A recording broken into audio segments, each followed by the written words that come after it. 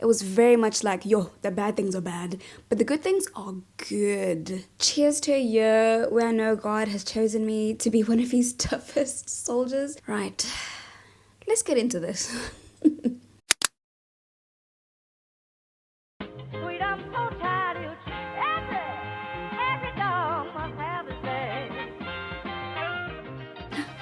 Is this water dripping? I've got a wet patch on my knee. Please don't drip. Hey bestie, welcome back to my channel. If you're new here, my name is Dimps. I'm 27 years old and I live between two countries, the UK and South Africa. And honestly, I think a major part of the very dramatic title of this video is exactly that, the fact that I'm living between the two countries. It's, when I tell you, I have seen flames this year. Flames. Okay, before we get into nitty-gritty, am I sitting in a bathtub? Yes. Yes, I am. Am I wearing the most dramatic coat ever? Yes. Yes, I am. Let's just pretend none of that is happening. Let's just focus on what's being said, okay? Let's keep it here. I feel like a lot of people measure their lives based on like a collective year-to-year basis. I personally do it based on my birthday. So if I were to put it practically, the end of the year and the beginning of the new one is like a soft launch for me. Like we look at goals, we reflect, all the good things. But then when it comes to my birthday, that's when I'm like we're really deeply reflecting now. I also get a word from the Lord for that year, and that has happened consistently, I'd say, for the past 3 years, and it all kind of directs me into like this year of my life. Now, like I said, I'm 27, and so the year 27 is one that I will never forget. I remember writing up a caption for my birthday post on Instagram, and it went something along the lines of, cheers to a year where I know God has chosen me to be one of his toughest soldiers. I don't know if you've seen that meme. Also could just feel on my insides, like, whew, yeah. I don't know what's coming, but it's gonna be one of those. And it was exactly that. It was the most difficult year of my life. From things like my husband's visa being denied, which complicates our living situation and is the reason why we're between the two countries. Essentially living out of suitcases because of that fact, and not having our own home and being dependent on family. To shaky finances, where I'm a business owner, so if you know anything about running a business, you know that it's not always this consistent linear situation. It's definitely like a roller coaster kind of thing. So it's been a really hectic year, but one thing I absolutely did that not only got me through the year, but it made me view the bad as equal to the good of this year.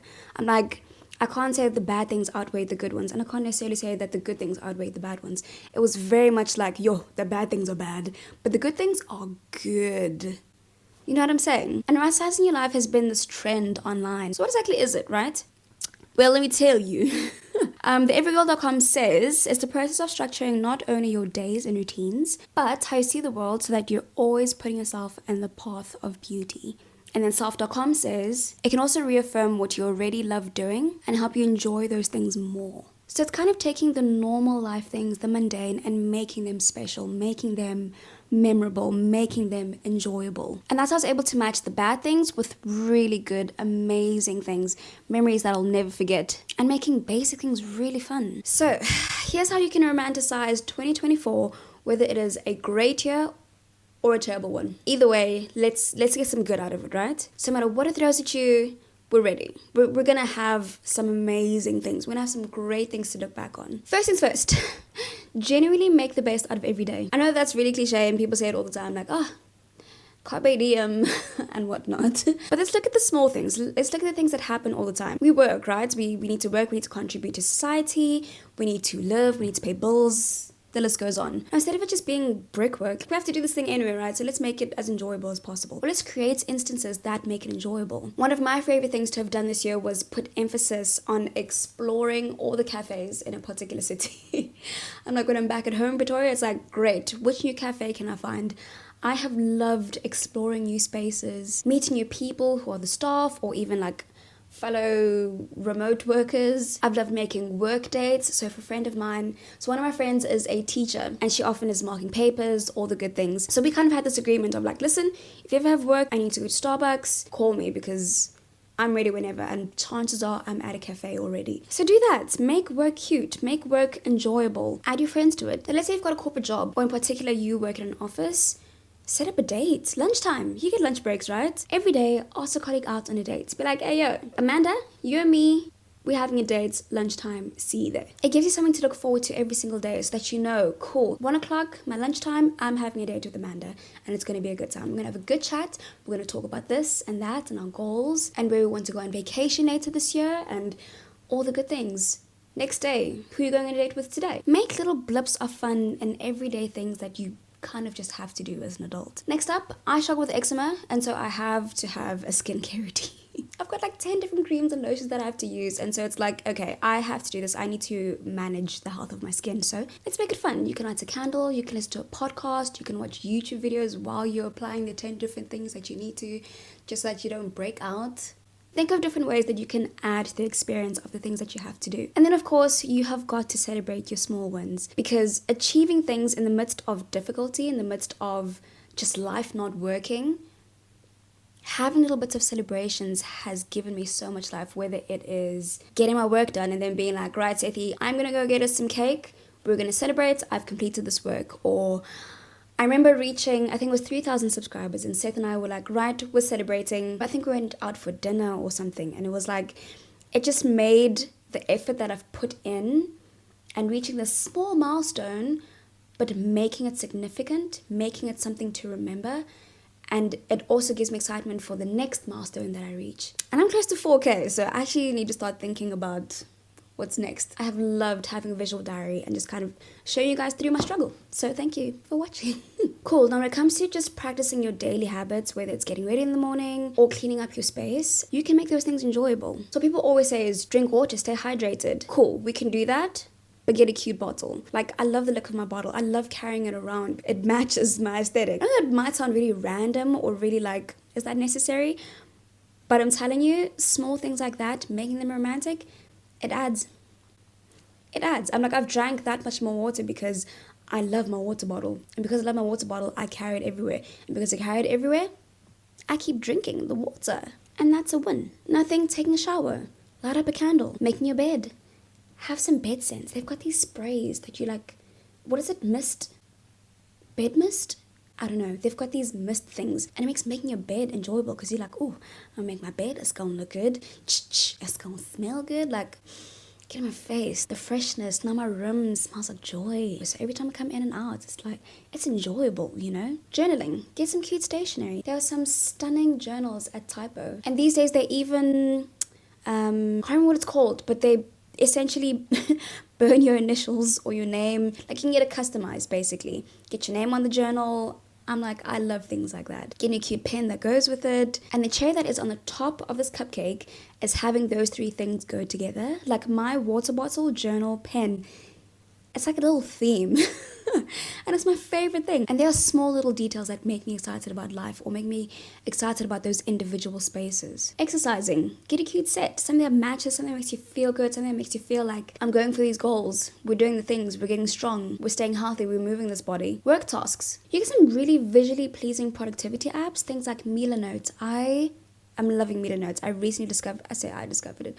My husband Seth discovered it, and it's just made planning my life so much fun because I can visually like put things together, make timelines, work on templates. It's been so good. If you're a list kind of person, or if you're not a list kind of person, become a list kind of person, because milanote will have you loving lists and brainstorming and all the good things. Something that also goes with that is having a stunning laptop cover. I love that my things match. It feels like I've got my life together. Cleaning. Really invest in some decor. And it doesn't have to be expensive stuff. It can be just small details that kind of add life and make you excited about making your space nice and personalized. And then again, scents. Whether it is those misty sprays, a candle. It's going to add so much to just the ordinary. And then just daily life. Start a visual diary. I've got a whole video on how starting a visual diary has changed my life. Let me put it right here so you can go to it. I'll also put it at the end so you can click on it when you're done with this one. Okay, the next thing that helped me get through this year and made it romantic and memorable and even sentimental was making events extra special. So things like my birthday. I went to live. Okay, I know that I'm incredibly privileged to be able to say this, but it's also because the cards I've been dealt are to be between these two countries. And that means putting effort into exploring the different spaces. And so I got to spend my birthday in Liverpool this year, which was so sick. It was so much fun. We honestly didn't even have that much money to spend, but we made the most out of visiting our friends who happened to live close to Liverpool and made a full-on day out of it. And this birthday is one of the birthdays I will never forget.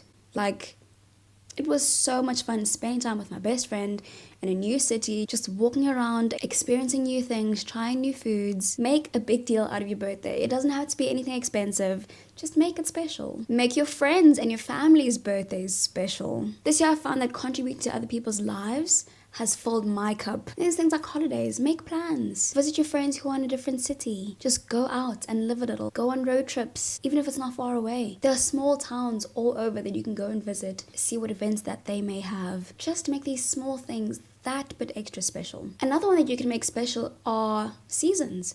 I'm like, do you know that people decorate their houses based on seasons? I didn't realize how fun this actually is. It properly adds to the excitement of summer, the excitement of winter, the excitement of spring and pretty dresses. Getting certain scents that represent that season, those small things really make you excited about the small things like the change of the season.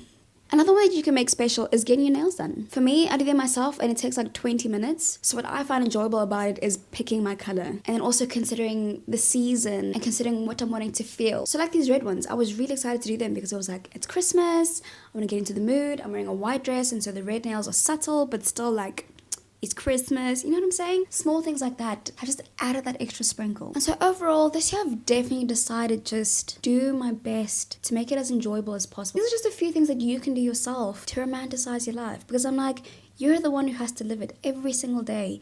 You're the one who has routines that you have to stick to. Why not make them fun? Why not make these small things big deals? So I'm so grateful for this year. Like I said, it's been really rough, but I step out of 2023 and into 24 with a grateful heart, because as difficult as this year has been, I've gained so many new friends here in the UK who I love and appreciate so much and have needed. They have challenged my faith. They have really shown up for me when I needed them. They have included me. They have encouraged me and spoken life over me. They have prayed for me. I'm grateful that I've traveled so many times this year. I have felt like, I don't know, it's so weird how we can turn ourselves into victims where when you take a step back, it's like, actually, I'm so blessed to be traveling. At this point, I'm able to see that I understand it can be frustrating and kind of heartbreaking to not really have a place to call home, but how privileged am I to be able to travel? You know what I'm saying? And so it's really been that change of perspective that has helped me and shifted my insides and approach to things. This year I've invested in my YouTube channel, which I have loved, and I've loved having you guys part of the journey as well. Thank you for being here. I've also seen flames with YouTube because I'm like, editing, guys, one thing I will just eternally I feel like see flames with is editing, but we're working on that one. I'm low-key working on getting a video editor, which is, I feel like it's going to change my life, and I'm really excited about that. But I put my heart and soul into this platform, into my content, because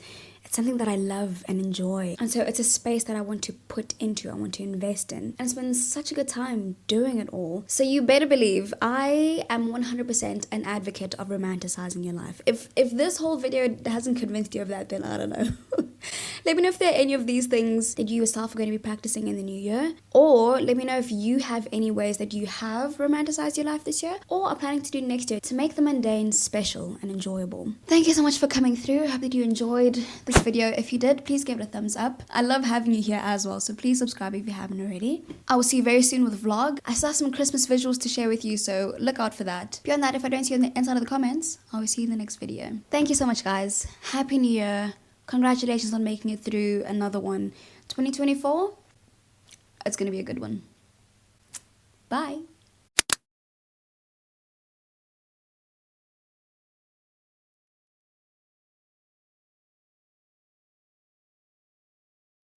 I've got a wet patch on my knee. Please don't drip.